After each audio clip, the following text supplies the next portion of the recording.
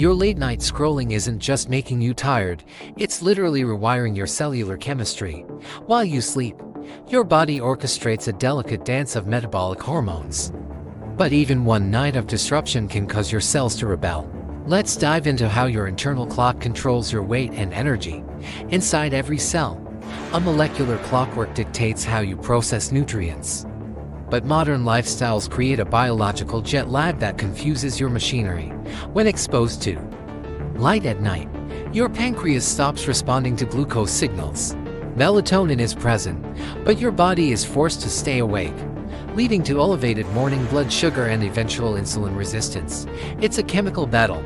Leptin and ghrelin go out of sync, triggering intense cravings for carbs. Your brain ignores fullness signals. Cortisol rises as a stress response, storing fat right in your midsection. Meanwhile, your cells miss their nightly cleanup.